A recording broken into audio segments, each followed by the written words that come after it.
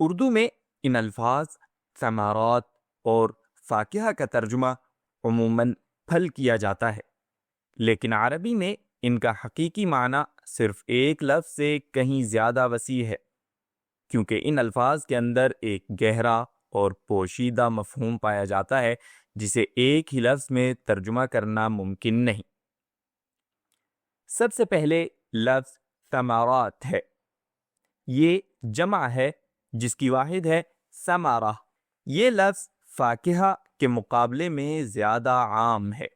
دوسرے لفظوں میں ہر فاکہہ دراصل ثمرہ کے دائرے میں داخل ہے، لیکن ہر ثمرہ لازمی طور پر فاکہہ نہیں ہے۔ عربی کے گہرے معنی کے لحاظ سے لفظ ثمرہ ہر اس چیز کے لیے آتا ہے جو درختوں سے پیدا ہو یا زمین سے حاصل کی جائے، جیسے کیلے، سیب اور آلو یا کھیرے وغیرہ۔ یہ سب ثمرات کے زمرے میں آتے ہیں، لیکن فاکہہ وہ پھل ہے جو لوگ لطف اور مزے کے لیے کھاتے ہیں، جیسے کیلے اور آڑو وغیرہ۔ لہذا ثمرہ ایک عام لفظ ہے، جبکہ فاکہہ خاص طور پر انسان کے لطف اور لذت کے لیے کھائے جانے والے پھل کے لیے استعمال ہوتا ہے۔ دلچسپ بات یہ ہے کہ لفظ ثمرات زیادہ تر اس دنیا کے پھلوں کے لیے استعمال ہوتا ہے، جیسے ہم ان آیات میں دیکھتے ہیں۔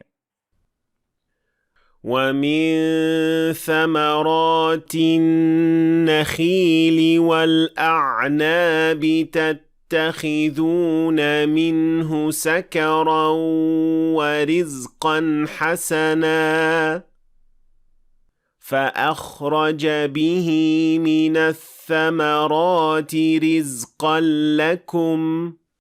لیکن جب اللہ تعالی جنت کے پھلوں کا ذکر کرتے ہیں تو وہاں لفظ فاکہہ استعمال کرتے ہیں، جیسے لَهُمْ فِيهَا فَاكِهَةٌ وَلَهُمْ مَا يَدَّعُونَ وَفَاكِهَةٍ مِّمَّا يَتَخَيَّرُونَ،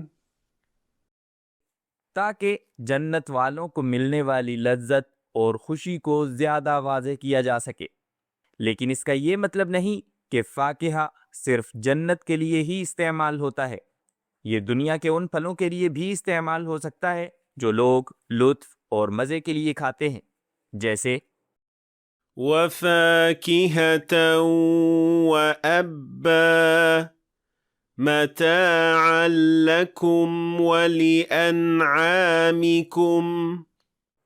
لہذا اگرچہ ان دونوں الفاظ کا ترجمہ ایک جیسا ہو سکتا ہے، لیکن عربی میں ان کے اندر موجود معنی اور باریک مفہوم یہ ظاہر کرتے ہیں کہ قرآن میں ان دونوں الفاظ کا استعمال انتہائی دقیق اور درست ہے۔